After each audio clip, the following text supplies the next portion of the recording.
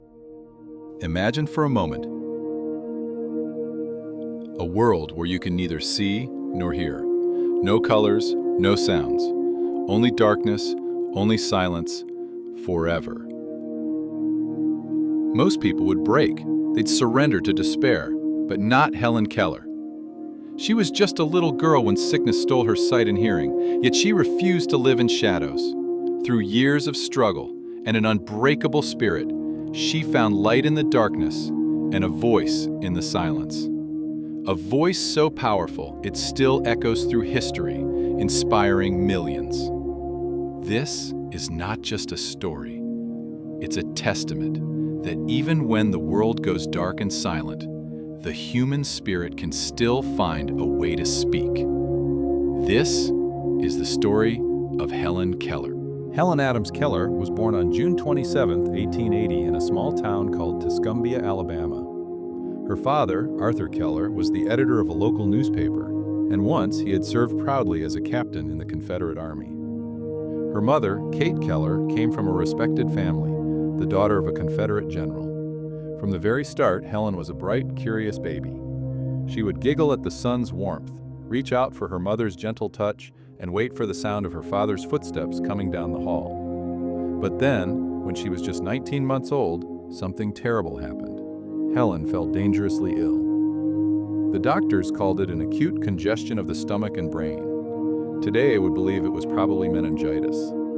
She fought bravely and she survived. But the sickness left its mark. When the fever finally broke, the world went dark and silent. Helen Keller was left permanently blind and deaf before she ever spoke her first word. Just imagine that for a moment.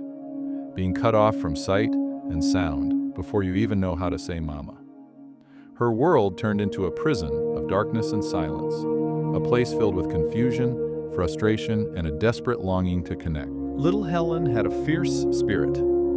Even though she couldn't see or hear, she somehow found ways to reach out, to touch the world around her.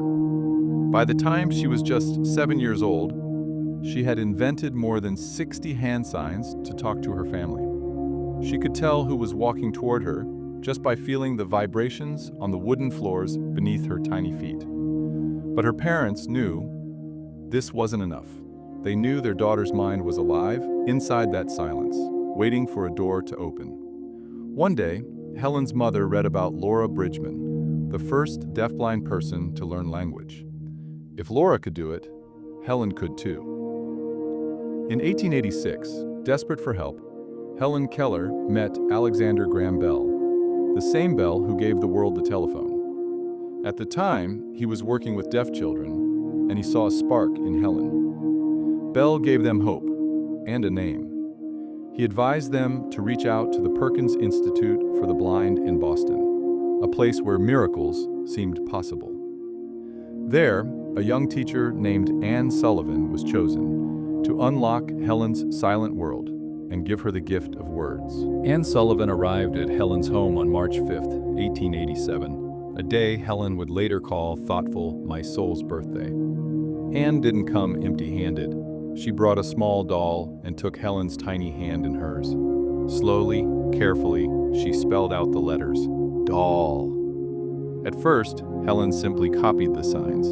Her fingers moved, but her mind didn't yet grasp that these shapes stood for something real, something she could name. Annoyed, frustration grew inside her. One day, in anger, she broke a mug during another lesson. But Anne never gave up. She knew the door was there. They just had to find the key. Then came the moment that would change everything. Outside the house, beside the old water pump, Anne placed one of Helen's hands under the cool stream of water. With the other hand, she spelled water. Again and again, water, surprised. Suddenly, the mystery unlocked itself. A spark lit up inside Helen's darkness. Years later, she wrote about that moment, the first time her silent world found its voice. Helen's education didn't stop at words. With Anne by her side, she pushed every limit the world tried to place on her. She learned to read Braille, to write her thoughts down, and even to speak by feeling people's lips and throats with her fingers. This remarkable method was called Tadoma. Helen's hunger for knowledge kept growing. She attended the Perkins Institute for the Blind, the Wright Humason School for the Deaf in New York, and the Cambridge School for Young Ladies. Then, in 1900, she joined Radcliffe College, the women's branch of Harvard University. It was a place where very few believed a deaf-blind woman could ever succeed. But Helen proved them wrong. In 1904, at just 24 years old, Helen Keller graduated with honors, becoming the first deaf-blind person in the United States to earn a Bachelor of Arts degree. Her triumph was not hers alone. It was possible because of Anne Sullivan's tireless dedication and the support of people who believed in her, like the great writer Mark Twain and Henry Huddleston Rogers, the Standard Oil magnate who paid for her studies. Helen's mind, once locked in silence, was now open to the whole world. Helen Keller didn't stop with her victory.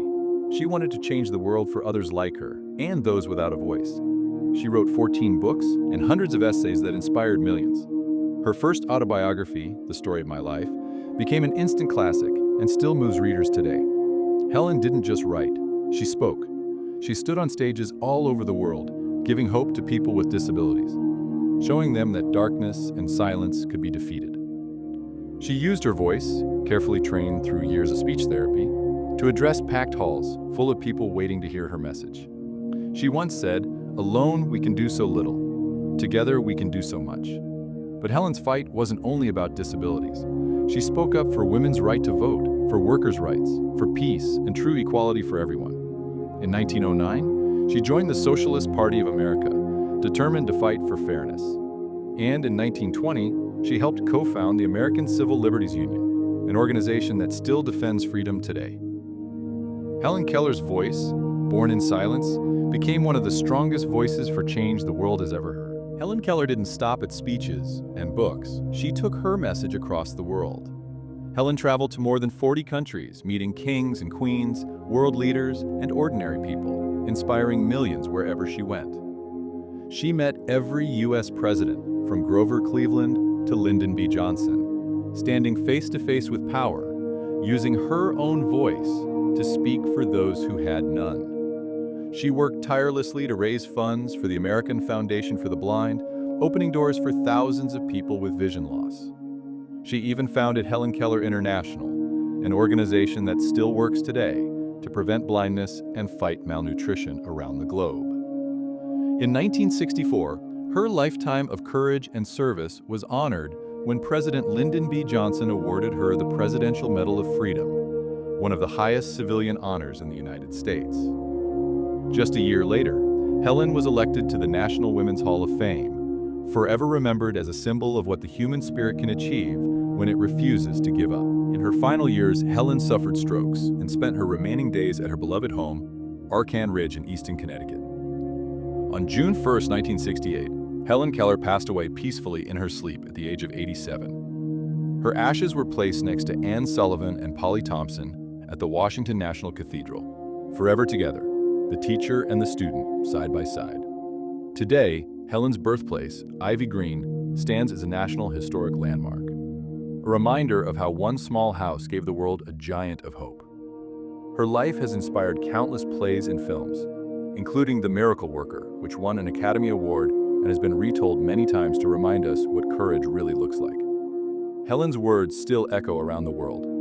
Inspirational, keep your face to the sunshine, and you cannot see a shadow.